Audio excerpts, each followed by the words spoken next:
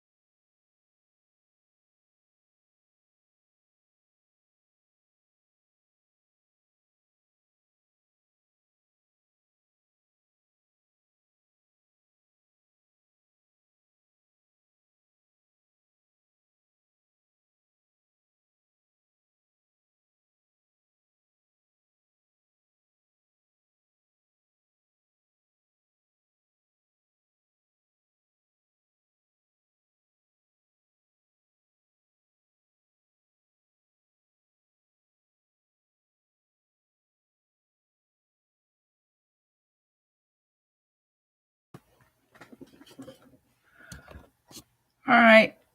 We'll probably get started in about 3 minutes.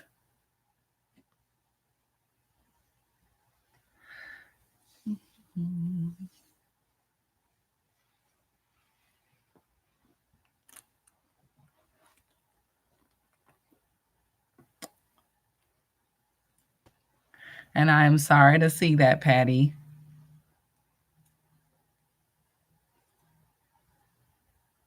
Definitely let me know what I can do to assist.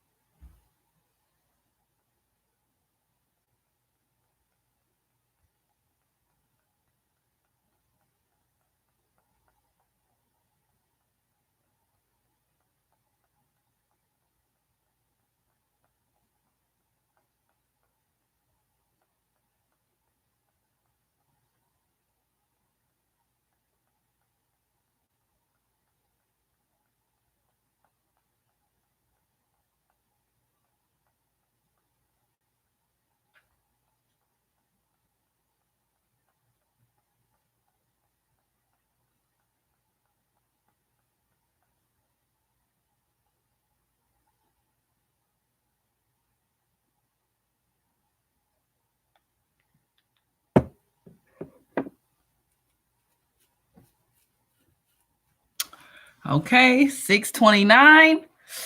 Close enough. Welcome, class, to week 4. Well, I always kind of open up with some general housekeeping. I've gone through and graded most of the Why Am I This Way for those of you that have turned it in. If you've turned it in and you have not received a grade yet, you might have a comment. So go in and look. I really enjoy this assignment because I really enjoy learning about each and every one of you and looking into your just kind of looking into see what are some things that you've gone through, and everybody's been through so much to get here. And I just want to doing this is no easy feat. I know in today's times it kind of seems like, oh, going to college is just to be expected, but that's not the case, not for everybody. So that's probably the most fulfilling thing that I get when I read these stories from all of my students. Every semester I always do the same assignment, and it's just amazing what different people go through in their lives, and you never know, and they're here and they're fighting and they're doing everything that they can. And so I just wanted to reach out to everybody and say, I'm glad you're here, and I hope you do learn a lot of things that you can take away from this class that you will apply to your life outside of me and Dr. Brown. Well, I am Dr. Brown. Okay. Other housekeeping. In terms of grades, I'm kind of trudging along. I still got some chapter 1s to grade, still got some chapter 2 quizzes to grade, but I kind of wanted to prioritize that assignment to make sure that I went through and did that. If you have not turned it in, you want to get on that, because the Infancy project is the next assignment that is due, and that is a big one. It's not something that you can just do in one day. So you definitely want to knock out this first one so you don't have 2 major assignments pending. And I will go into detail about the Infancy project after I go over the important details from chapter 3.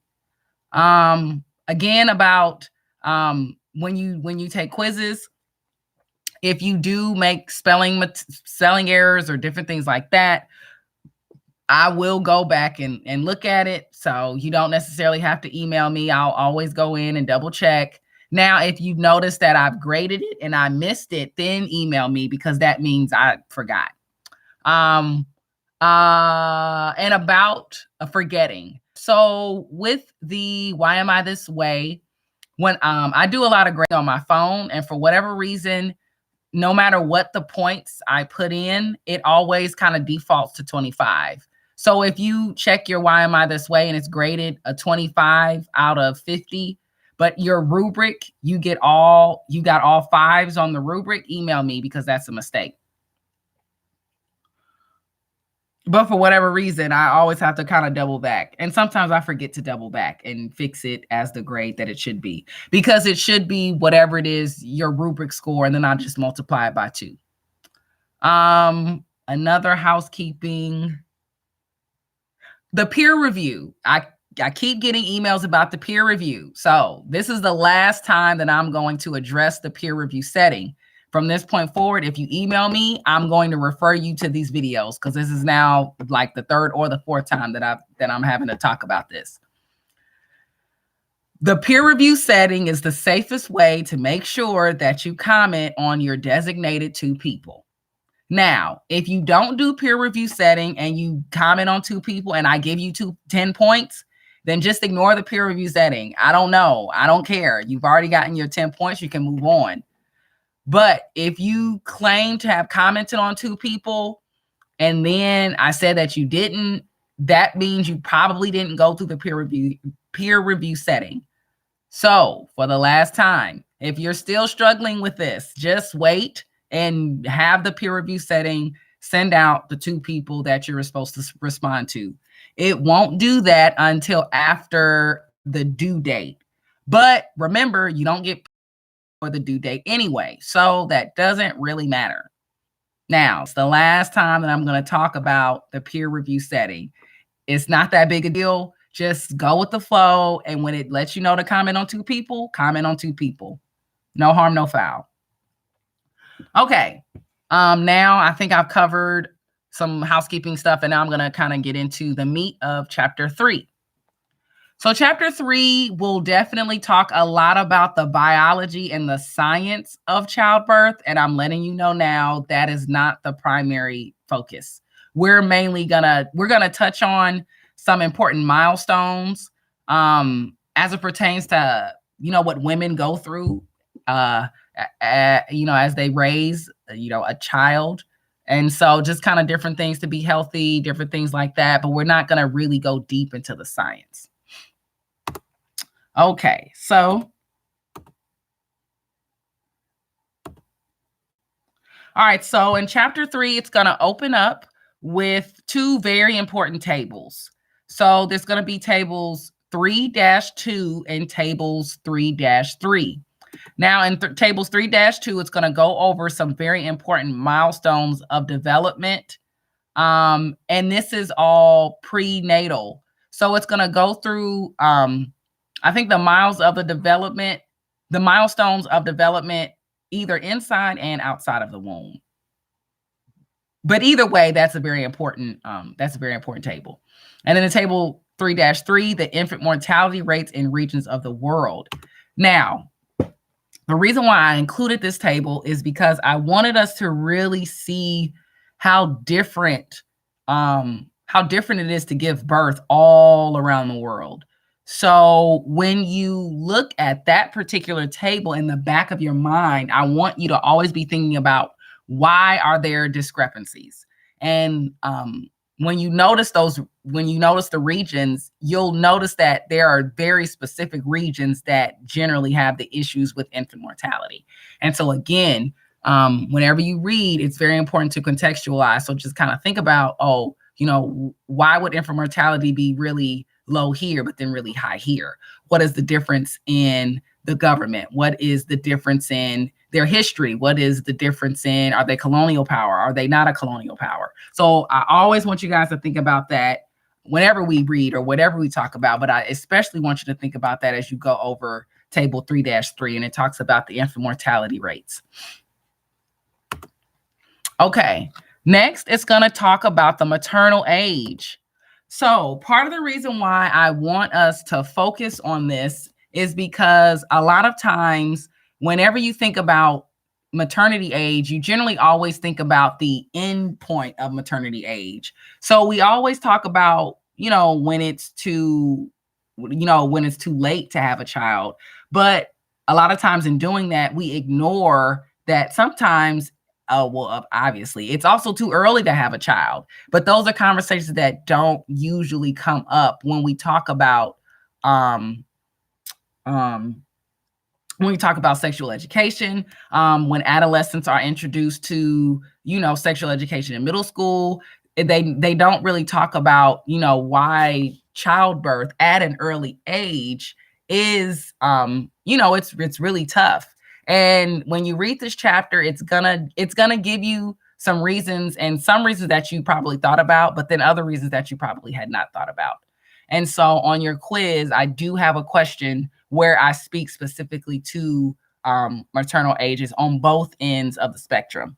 So definitely take your time and read over that section of the chapter very carefully, because it gives some really great, it gives great insight in how the age of the mother impacts prenatal development. And then the next tables that I want you guys to focus on, I'm sorry, and I want you all to focus on table 3-4, effects of some maternal diseases during pregnancy, and then tables 3-5, effects of selected drugs. So again, part of the reason why I'm including this table is not to highlight the obvious, but to really go deep into some of the things that we don't talk about, but we should talk about when we go into prenatal development. So as you read these tables, I kind of want you to have in the back of your mind, what information on here is surprising to me, or what information on here is shocking to me, or what information is on here that I didn't already know, because that's where I want us to focus on. I don't want us to focus on, women shouldn't drink and they shouldn't smoke. We know that. Everybody has known that. But what about some other things that women who are pregnant should work to avoid, that's probably that they may not know about, and that, they could still benefit from knowing. So that's why I included those two tables on there, and there will be specific questions on the quiz pertaining to specific items. So carefully look over those tables and read them with very detailed specificity. Okay. Oh, I want to do that. Okay, so then it goes into childbirth. So it opens up and it talks about the sequence of childbirth. The sequence is important, and you should be very comfortable with understanding a description and matching it to a particular stage within the sequence. Then there's another piece entitled Changing Perspectives, Early Intervention That Works. So as I'm thinking about, I'm thinking about this course, and part of the reason why I want us to focus on this is because I understand that many of us do plan on to either be educators or to go into the health field. And I anticipate that you will probably interact with adolescents that, are going through this stage, early in life, where they're having a baby. So one of the reasons why I wanted us to include this section of the chapter is because it kind of shifts your thinking and how we can better help and how we can better service people that are expecting babies that they're not prepared for, and sometimes that they may not even want. So this section of the chapter, it kind of tells like a story or a case study of I believe it was a church or a hospital, but just a group, an organization that really wanted to tackle early childbirth. And they focused on educating the parents and doing things for the parents. And that indirectly did things for the child. So when you read that, I definitely want you to kind of focus on not necessarily specific details, but just kind of overall general outcomes of the study. How did it go? Did it work? And what were some things that they did, or what were some things that they listed as interventions that actually worked? Okay, after that, tables 3-6, prenatal assessment methods, and then prenatal screening. Those are just kind of basic things that I want you all to focus on. Be comfortable with knowing the different tests and what they test for. Be comfortable in knowing why certain women would elect or not elect to get the test, and basically just what the tests are for. And then lastly, I want you guys to focus on evolving family. And then there's a changing perspective titled Kangaroo Care. Now, I have a question on the quiz, and I'm letting you now. I want to know specifically what kangaroo care is. Don't try to make it up. I can tell if you made it up. Just go verbatim from the passage in the chapter what verbatim is. I'm sorry, what kangaroo care is. It's really cool, and it's very interesting. And again, it's a different perspective, and it really kind of puts on his head, what we know about when babies are first born in that context. So it's a really cool story. I enjoyed it. And then attachment. Now, attachment is very big. And so I definitely want you guys to take your time, understand all the different types of attachments, both the positives and the negatives, because this will play a very vital role when you begin to work on your infancy project. Because part of it is I want you guys to talk about attachment. Okay, if anyone has any questions about the chapter 3 quiz, go ahead and type them into the chat box. If not, I will transition and we will begin discussing the upcoming infancy project.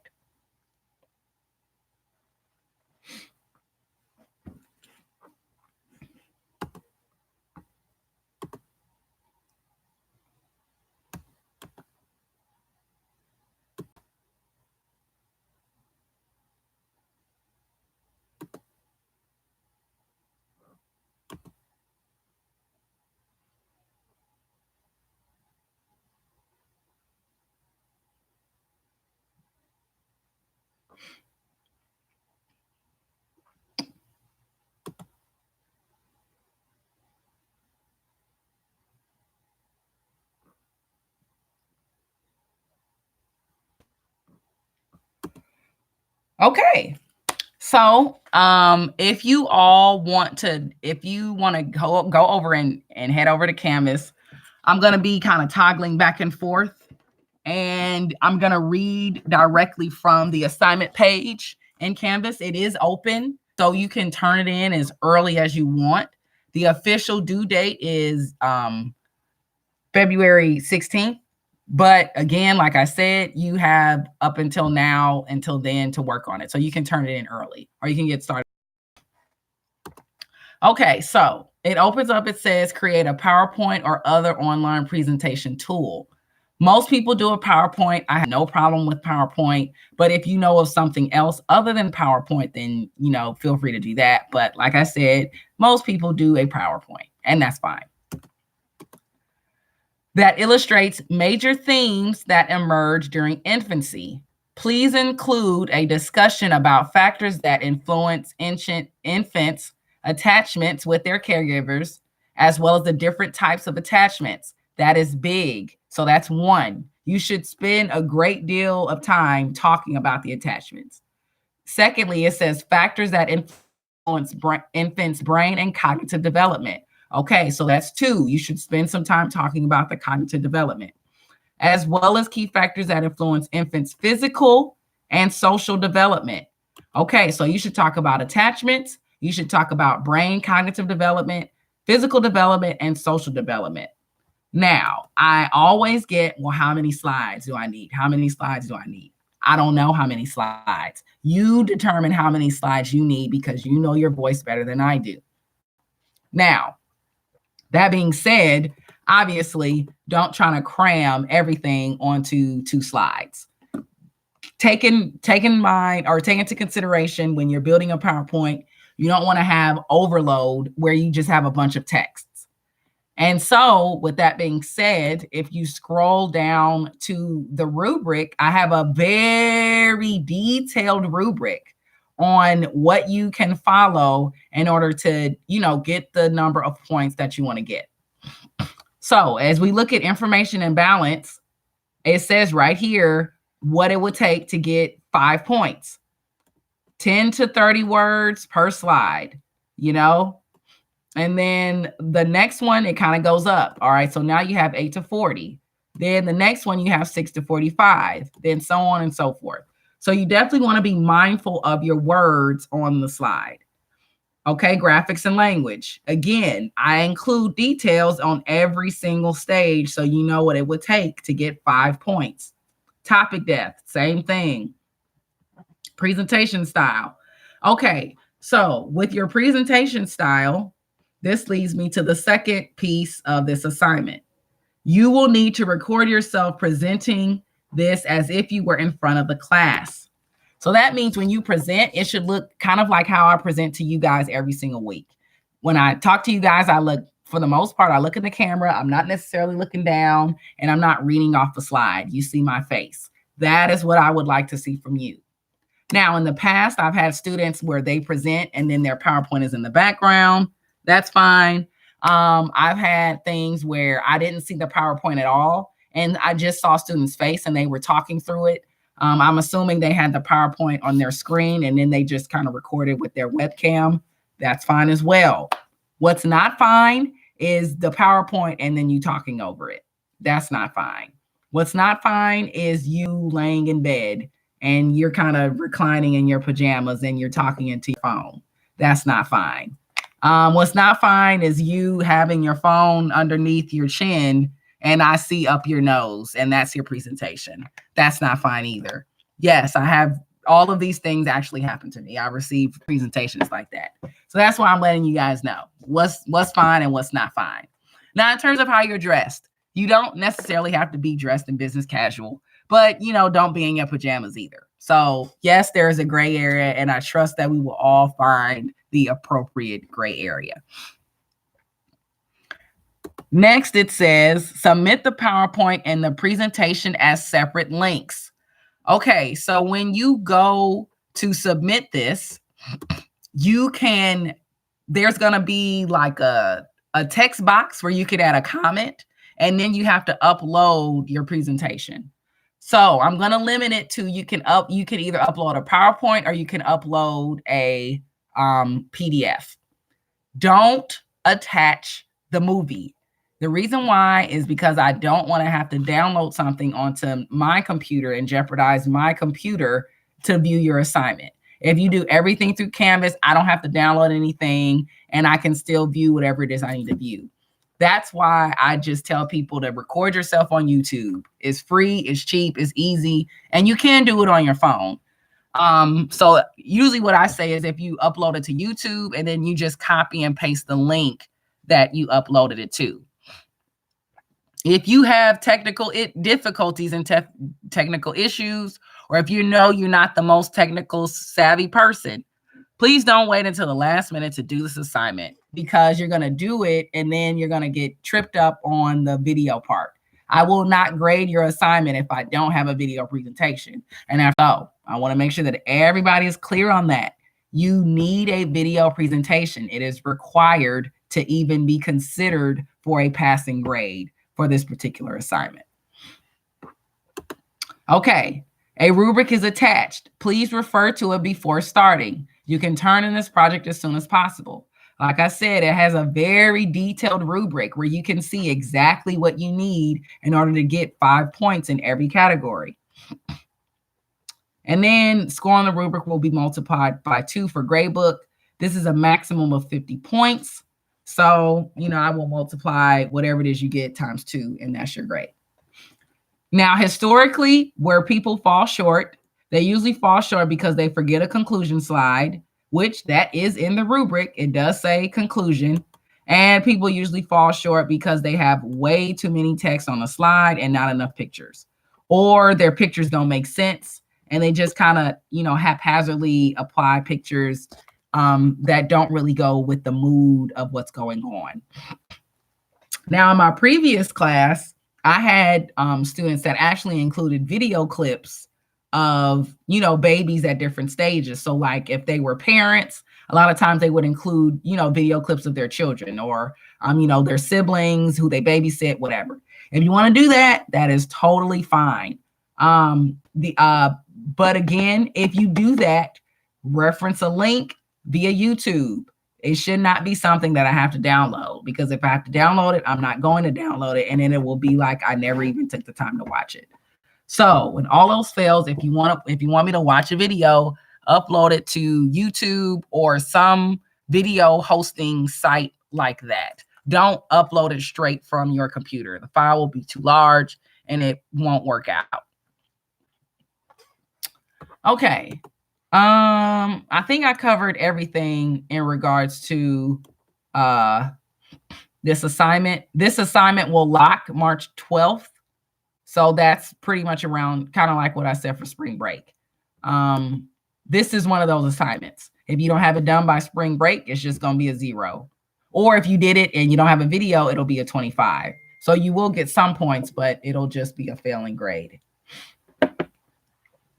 Okay. And that is pretty much everything. And I'm going to say it again because I already know I'm probably going to get an email. Don't email me asking me how many slides you need to have in this presentation. I'm not going to tell you. I don't determine that. You determine that. It's just a matter of how comfortable you feel talking through the slides. And keep in mind, if you want a 5, you shouldn't have more than 30 words on your page. So that should already let you know about how many slides you need. Because if you're trying to cram 100 words onto one slide, that means you need to have more than that one slide. You need to go ahead and stretch that out. If no one has any questions, that concludes class. I thank you for joining us. I will have this uploaded to our Canvas course shortly, and you are free to go.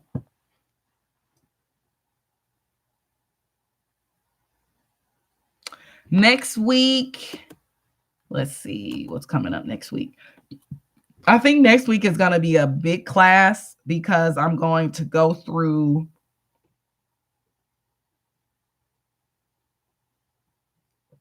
and do my model for the lesson plan.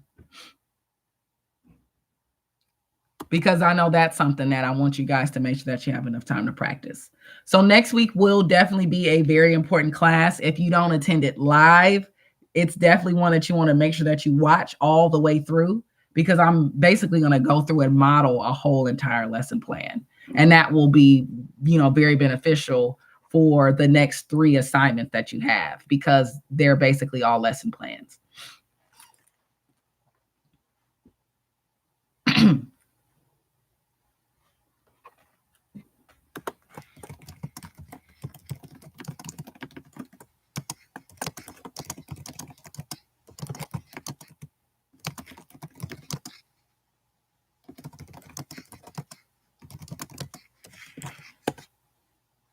All right, I'm going to hang out for about 5 minutes. So if you have questions, let's go ahead and get those in. If not, the stream will end at 7 o'clock.